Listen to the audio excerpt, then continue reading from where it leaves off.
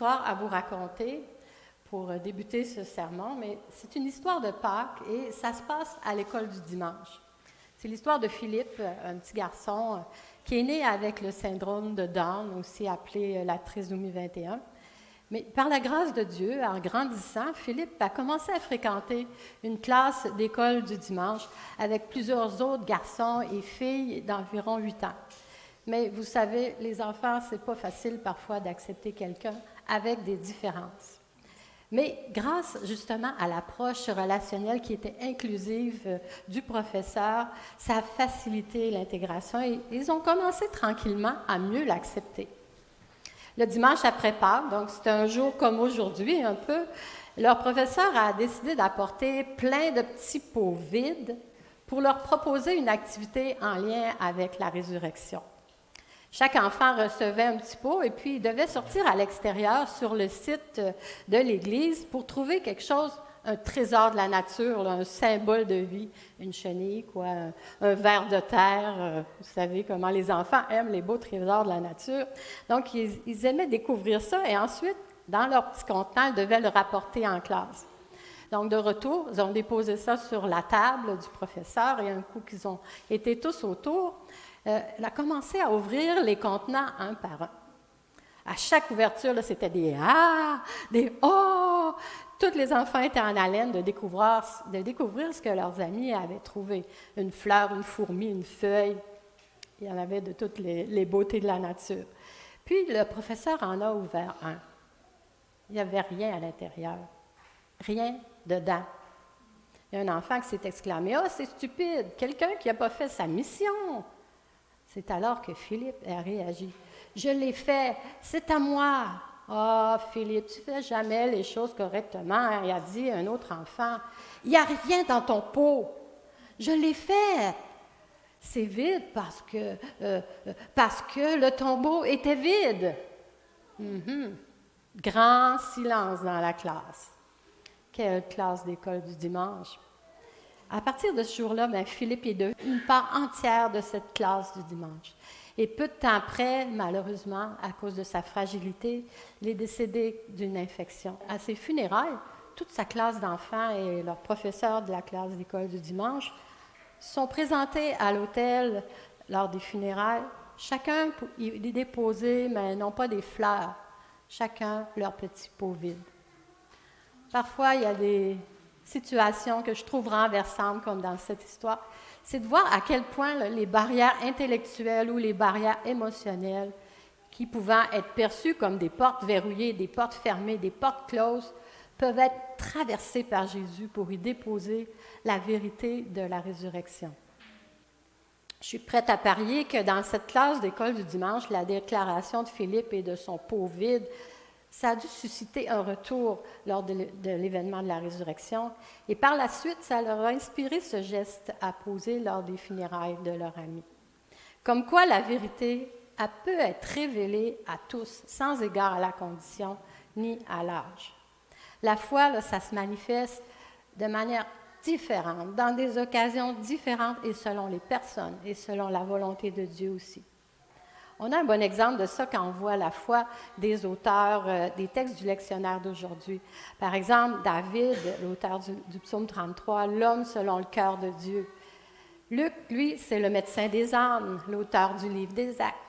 Jean, appelé aussi le disciple bien-aimé, l'auteur de la première lettre qui porte son nom et aussi de l'Évangile que nous allons regarder aujourd'hui. Et j'ai pensé que ça serait pertinent pour introduire le sermon de porter un petit peu nos regards sur ces Écritures et du lectionnaire de la semaine avant d'entrer dans le message d'aujourd'hui. Le texte biblique va être affiché, mais je ne vais pas en faire la lecture étant donné qu'on a déjà lu 2 des textes, mais ça va vous quand même donner une idée. Et je vais faire un court commentaire qui va nous aider à saisir le fil qui relie ces textes d'aujourd'hui avec notre thème qui était la bénédiction de la paix et de la joie.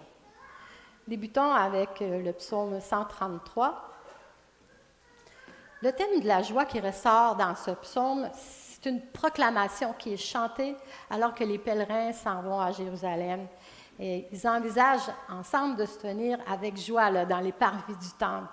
Et les paroles de tout le psaume rappellent aux gens que leurs liens familiaux n'étaient pas nécessairement établis par le sang, mais par leur participation ensemble dans la communauté de Dieu, une communauté qui recevait la bénédiction de Dieu.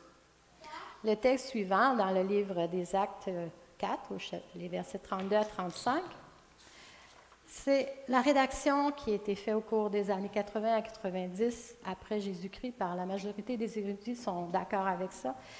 L'expression qu'on y voit, un cœur et une âme dans la première phrase, ça veut dire qu'il y avait une union qui était très intime dans la pensée, dans la volonté. C'est un sentiment qui existait entre les croyants dans cette période de l'Église. Il y avait la même foi, le même amour pour le même Sauveur qui les animait.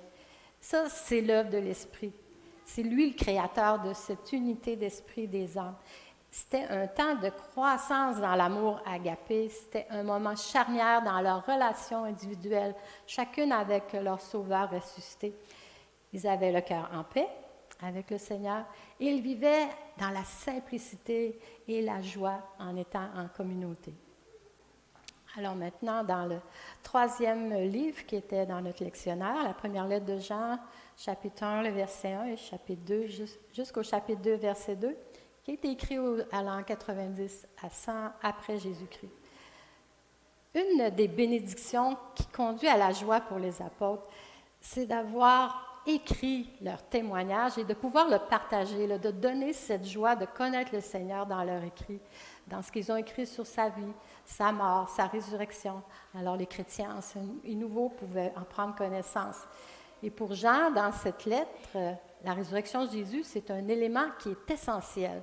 Donc, nous continuons à entretenir une communion avec Dieu et les uns avec les autres. Et Jésus étant ressuscité, défend notre cause, nous montre la profondeur de l'amour de Dieu et la victoire de la lumière de Dieu. C'est ce que Jean a le don de mettre en évidence dans le texte de cette lettre.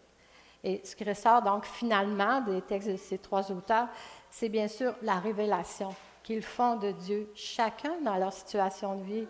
Nous pouvons constater donc particulièrement dans les écrits du Nouveau Testament, Actes, 1 Jean et l'Évangile de Jean chapitre 20, que nous allons regarder en détail, nous pouvons constater qu'il existe des réponses variées à la réalité de la résurrection, parce que chaque personne vit cette réalité, est une création unique, une création originale en Jésus-Christ.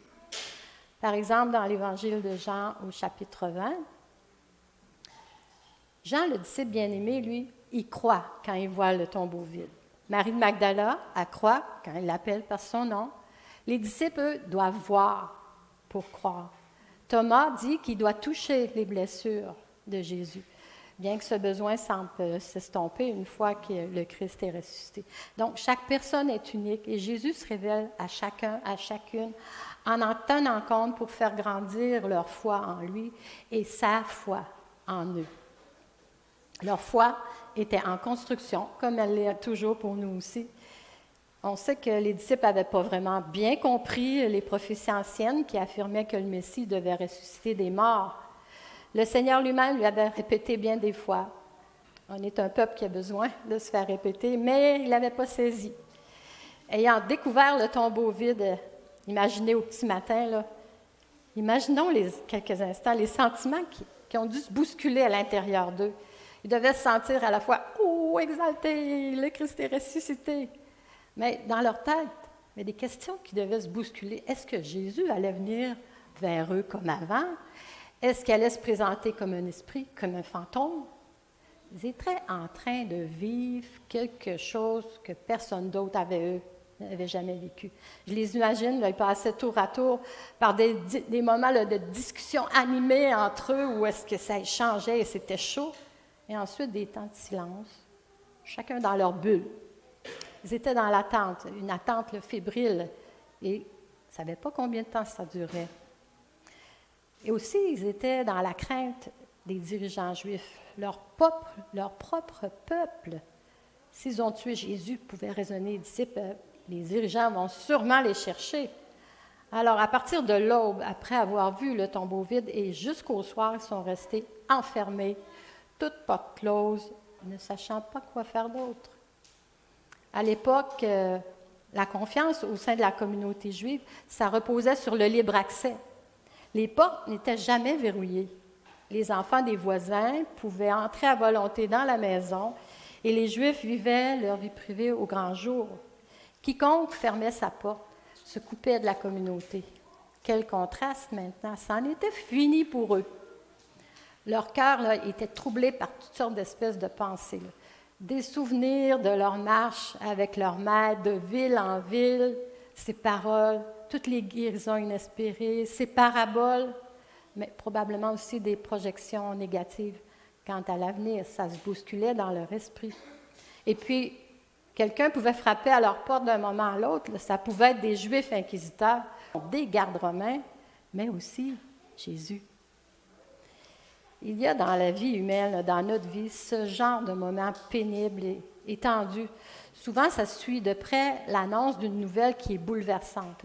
L'annonce d'un décès, d'un accident, d'une maladie grave, d'un problème financier. C'est comme recevoir un électrochoc tout à coup, comme ce fut le cas pour Marie, pour Pierre, pour Jean et les autres disciples. Mais c'est le genre d'annonce aussi qui pousse à l'action. Il faut communiquer la nouvelle. Il faut confronter avec d'autres qu'est-ce qu'on vit, nos émotions. Est-ce que ce genre de mauvaise nouvelle ne vous a pas déjà laissé en proie à être muet, à vous replier un peu, pendant que dans votre esprit, ça s'agitait, il y avait des boules de billard qui se promenaient partout. Et ça nous donne parfois des maux d'estomac, des maux de ventre, des migraines, des insomnies. Donc, enfermés dans leur chambre haute, les disciples tournaient en rond. Rien avançait, rien changeait, rien n'évoluait, ni dans les faits et ni dans leur cœur non plus. Combien de temps ça pouvait durer? Qu'est-ce qu'ils allaient faire si rien changeait? Sans espoir, sans avenir? Certaines personnes vivent de cette façon, souffrant derrière leur propre muraille, derrière leur protection invisible, mais pourtant tellement réelle aussi. L'heureux dénouement pour tous dut venir de l'extérieur. Mais de qui? À partir d'ici, nous allons entrer dans le chapitre 20 de l'Évangile de Jean avec nos versets du jour qui sont présentés en 3 parties. Donc, les versets 19 à 25 constitueront la scène 1, les versets 26 à 29, la scène 2, et nous aurons la conclusion de l'Évangile de Jean. Commençons par la scène 1 du texte au verset 19 à 25. Scène qui s'est déroulée à Jérusalem ou à proximité, avec le verset 19. Ce même dimanche, tard dans la soirée, les disciples étaient dans une maison dont ils avaient soigneusement verrouillé les portes parce qu'ils avaient peur de leurs compatriotes. Jésus survint. Jésus survint. Jésus était bel et bien ressuscité. Ce qu'ils ont vécu, ce n'était pas un cauchemar. Jésus, lui, les ramène à la réalité du fait qu'il est ressuscité, au-delà de leurs doutes, de leurs questions qui n'ont pas de réponse, de leurs tourments et de leurs scénarios alarmistes à propos de l'avenir. Ça nous ressemble un peu, ça aussi. Mais Jésus est présent, il est réel, il est palpable, et cette rencontre extraordinaire va tout changer en un instant. Tout à coup, il se trouvait là, debout au milieu d'eux, et il leur dit « Que la paix soit avec vous ». Cette simple phrase, ça peut paraître ordinaire. Les Juifs avaient l'habitude de saluer en ces termes. « Shalom, la paix soit avec vous ». Mais lorsque c'est Jésus, le prince de paix lui-même, qui dit ces mots, ils deviennent une réalité pour qui la reçoit. Pour les disciples, une fois qu'ils ont passé la surprise, et peut-être même d'avoir eu tellement peur quand Jésus est apparu tout d'un coup, ça a dû être réconfortant de ressentir quelque chose comme... Vous savez, la dernière fois qu'il avait vu Jésus, il l'avait abandonné, il l'avait renié. Il se sentait peut-être pas trop bien avec ça, mais de voir Jésus leur donner des paroles si réconfortantes, ça devait les avoir soulagés. Et Jésus lui transcende toutes ses actions, tous ces événements passés. Il restaure la paix, une réconciliation qui va les libérer de tous les événements passés qu'il a peut-être marqués, avec lesquels ils ont eu des blessures. Mais il y a encore plus que ça dans cette adresse. Selon John Ritner, qui est un coach et consultant auprès de dénominations chrétiennes, de pasteurs et d'implanteurs d'églises, qui était l'invité de Anthony Mullen au Gospel Reverb de Grace Communion International. Très intéressant cet enregistrement. Donc, selon lui, oui, La paix de Dieu peut nous apporter le calme face à notre anxiété. Oui, la paix de Dieu s'exprime peut-être en fin de compte par une absence de conflit, mais à la racine, ce mot, shalom, est la caractéristique déterminante du royaume de Dieu. Il continue, ce que Jésus dit, c'est que la paix dans son royaume est devenue encore plus réelle grâce à sa résurrection. Et il dit, j'aime l'idée que quand il dit « la paix soit avec vous », je pense aussi que ce à quoi il fait allusion, c'est que la paix est avec vous parce que je suis la paix. C'est ce que Jésus est. Cette paix, c'est une personne. Et donc, son corps, la plénitude de ce que Dieu est dans l'incarnation et maintenant dans la résurrection, c'est la première expression de la plénitude de la paix de Dieu. Il poursuit. Donc, je pense que ce que Jésus essaie de faire lorsqu'il se présente à ses disciples, dont certains ne l'ont pas encore vu, c'est qu'il essaie de marquer l'inauguration de ce nouveau royaume qu'ils attendaient et qui arrive. Mais littéralement, c'est son corps ressuscité qui est le premier objet physique qui est achevé dans ce royaume. Wow! Amen à ces déclarations. Passons au verset 20. Après ces mots, il leur montra ses mains et son côté. Et les disciples furent remplis de joie parce qu'ils revoyaient le Seigneur. La joie éclate, la paix prend place, leur cher Jésus est de retour. En leur montrant ses mains, son côté, Jésus révèle qu'il n'est pas un fantôme. Sa résurrection, c'est une résurrection corporelle. Jésus s'est servi de ses propres cicatrices, ses blessures, comme point de connexion aux disciples. Et très probablement, une peur réelle que les disciples pouvaient avoir, c'était eux-mêmes d'être attrapés par les Romains, d'avoir leurs propres mains percées et leur propre côté empalé avec une lance, quelque chose qui pouvait leur trotter. Voir Jésus ressuscité au milieu d'eux, ça montrait que c'est un message que les Romains n'ont pas de pouvoir durable. C'est Jésus qui a le dernier mot. Et ce mot est paix. Il restaure, il rachète toute l'humanité. Il nous rachète aussi avec toutes nos cicatrices et toutes nos blessures pour les transformer en un corps glorifié. C'est une gloire qu'on ne peut pas comprendre pleinement.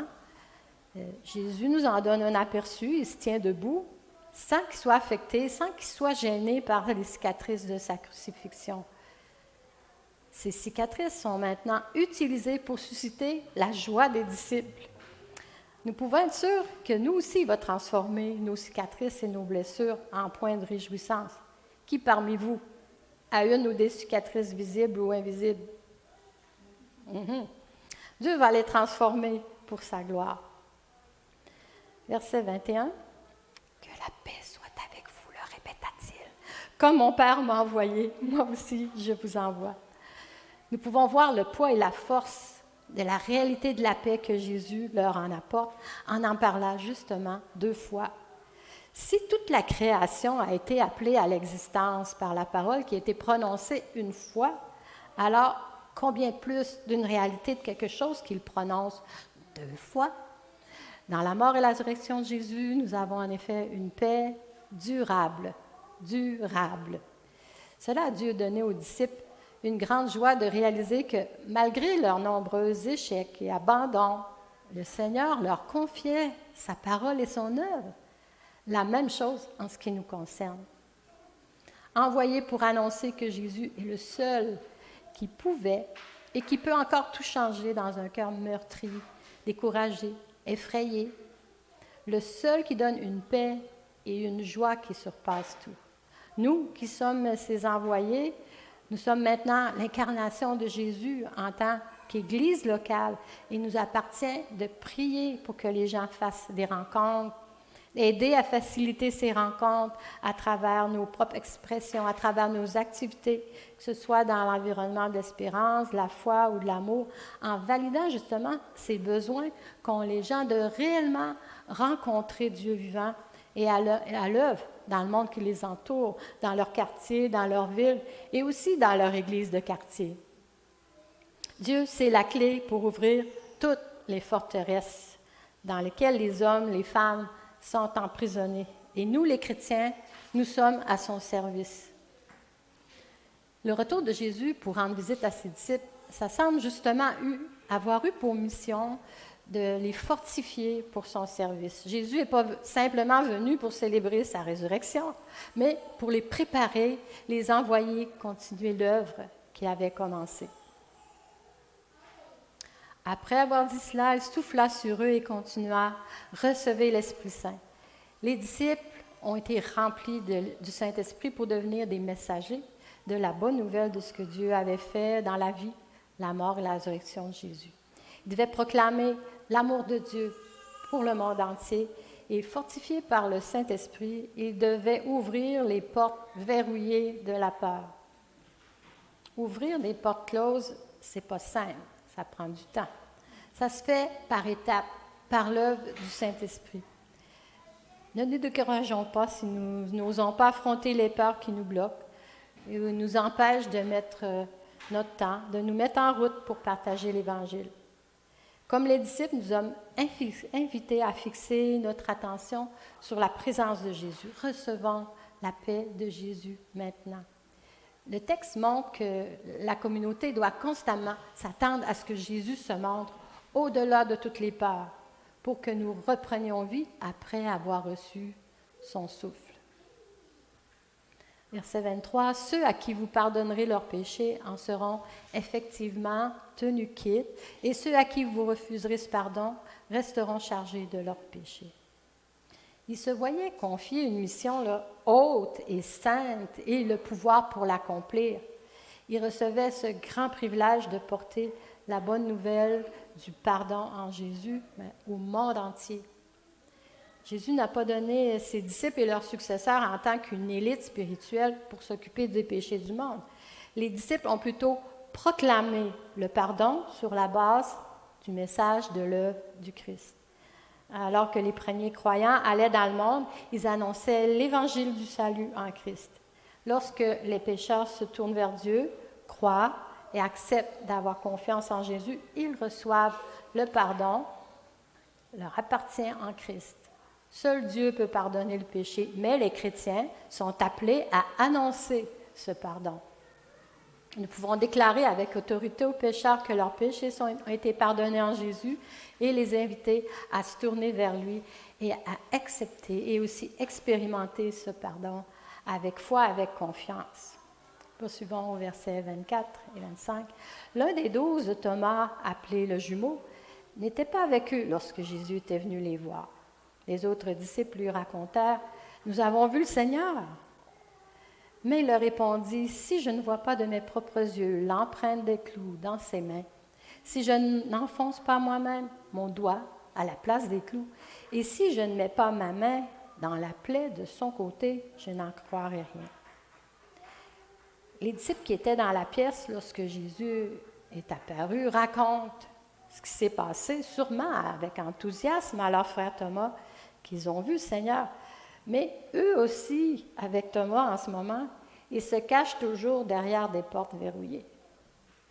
Chaque personne dans le récit de Jean fait face à la réalité de la résurrection de Jésus de différentes manières et à différents moments. Avant de nous laisser aller à juger l'attitude et les demandes de Thomas, n'oublions pas les nombreuses fois où nous avons fait la même chose.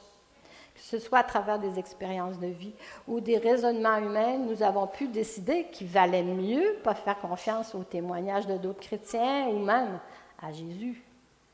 La confiance prend du temps et la peur entrave certainement les progrès. Alors, nous réagissons en fermant la porte à clé et en refusant de laisser entrer Jésus.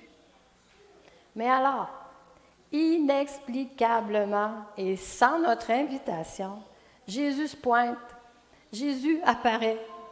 Il n'y a pas besoin de notre croyance pour être présent dans nos vies. Il apparaît simplement derrière nos portes verrouillées d'incrédulité. Et il commence à apporter une foi que nous ne pourrions pas faire naître par nous-mêmes. Il est le chemin et il nous rencontre là où nous sommes en construisant une foi qui mène à la vie. La foi en Jésus est une porte personnelle. Il n'y a pas d'approche unique pour mettre sa confiance dans le Seigneur Jésus. C'est une œuvre originale et unique de l'Esprit en chacun de nous. Il ne s'agit pas d'une méthode mécanique, d'une technique automatique ou d'une formule magique. Non. La foi, c'est-à-dire la confiance, est par définition quelque chose qui ne peut avoir lieu que dans une relation. Et Jésus, par l'Esprit, c'est lui l'initiateur de cette relation. Croyons qu'il va prendre l'approche qui convient à chacun de nous pour faire grandir sa propre foi en nous. Il est impossible d'établir à la satisfaction de tous la facticité de la résurrection. Tout comme l'affirmation selon laquelle Dieu a créé le monde, l'affirmation selon laquelle Dieu a ressuscité Jésus de la mort à la vie, ça va au-delà des règles habituelles de preuve. La foi est une confiance fondée sur la compréhension révélée de la réalité de Dieu, de ce que Dieu est et de ce qu'il est capable de faire. Passons au verset suivant avec la scène 2 de l'apparition de Jésus aux disciples. Verset 26. 8 jours plus tard, les disciples étaient de nouveau réunis dans la même chambre. Cette fois-ci, Thomas était avec eux. Jésus survint, toute porte close. Soudain, il était là, debout au milieu d'eux, et leur dit « Que la paix soit avec vous. » Puis, se tournant vers Thomas, « Avance ton doigt, lui dit-il, mets-le ici, regarde mes mains. Avance aussi ta main et pose-la dans la plaie de mon côté. Cesse de douter et crois. » Thomas s'écria, « Mon Seigneur et mon Dieu. » Quand Jésus apparaît une seconde fois parmi eux, il est radieux et que cette fois Thomas est présent, Jésus l'invite gracieusement à satisfaire son besoin de preuve, à examiner ses cicatrices et à croire. Du doute honnête, Thomas passe à la foi honnête, une foi suffisamment ouverte pour reconnaître que l'homme qui se tient devant lui, cet ami autrefois crucifié et mort, est aussi son Seigneur et son Dieu. Verset 29, « Parce que tu m'as vu, tu crois, lui dit Jésus. Heureux ceux qui croiront sans avoir vu. » On pourrait considérer le verset 29 comme un reproche à Thomas dont la foi dépend de la vue de Jésus, contrairement à ceux qui croient sans le voir. Mais en fait, il n'est pas différent des autres disciples, car eux aussi ne croient que sur la base de l'apparition de Jésus. Jésus dit « Heureux ceux qui croiront sans avoir vu. » Il n'est pas nécessaire de voir Jésus-Christ pour croire. Oui, c'est une bénédiction pour les premiers chrétiens de voir leur Seigneur et de savoir qu'il était vivant. Mais ce n'est pas cela qui les a sauvés. Ils ont été sauvés non pas en voyant, mais en croyant. L'accent tout au long de l'évangile de Jean est mis sur la foi. Il y a près de 100 références dans cet évangile à la foi en Jésus-Christ. Les heureux ici sont ceux qui, en entendant ce message que les disciples ont prêché, d'autres comme vous et moi qui n'étaient pas présents aux apparitions de Jésus, vont partager cette même double bénédiction. La bénédiction de la paix de Jésus qui apparaît aux disciples et la bénédiction de croire et de pouvoir placer notre confiance en celui qui a été ressuscité pour nous donner une vie nouvelle. Jean conclut son évangile au verset 30 à 31 en disant « Jésus a accompli sous les yeux de ses disciples encore beaucoup d'autres miracles qui n'ont pas été rapportés dans ce livre. Ceux qui y sont mentionnés ont été consignés par écrit pour que vous puissiez croire que Jésus est le Christ, le Fils de Dieu, et que par cette foi, vous possédiez la vie dans la communion avec sa personne. » C'est le message étonnant que la bonne nouvelle de Jésus, par la puissance du Saint-Esprit, est capable de percer les portes fermées à clé, les limites du temps et de l'espace. Nous n'étions pas là dans cette chambre haute le soir, ce jour-là, nous non plus, mais ça n'a pas d'importance. C'est pourquoi Jean a écrit son évangile de cette façon. C'était le dernier des 4 évangiles à être écrit, et au moment où il l'a écrit, tous les témoins oculaires de la vie de Jésus étaient morts. Jean a écrit son évangile pour amener les gens à la foi sans avoir jamais rencontré de témoins oculaires. Beaucoup de chrétiens jusqu'à nous maintenant ont cru parce qu'ils avaient lu, et nous aussi nous avons lu, les récits de ceux qui ont marché et vécu avec Jésus parce que l'Esprit Saint avait soufflé sur eux et les avait conquis, tout comme nous ici présentement. Nous avons été conquis. Les disciples furent radicalement transformés en présence de leur Sauveur ressuscité. Et maintenant, nous sommes invités à vivre une transformation, nous aussi. Elle commence par recevoir la vie éternelle en Jésus-Christ par la foi. Si vous l'avez déjà fait, rendez grâce à Dieu pour son précieux don. Et si vous ne vous êtes jamais tourné vers Jésus avec foi, en lui faisant confiance en tant que Fils de Dieu et votre Sauveur, vous pouvez le faire dès maintenant. Jésus vous invite à croire et à croire en lui, ce qui est à vous, celui qui croit au Fils à la vie éternelle. Jean 3, le verset 36.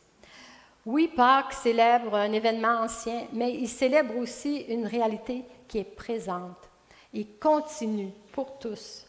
Pâques nous dit que Jésus est vivant et ça nous rappelle qu'il n'y aura jamais de moment où Jésus cessera d'être l'union de Dieu et de l'humanité en une seule personne.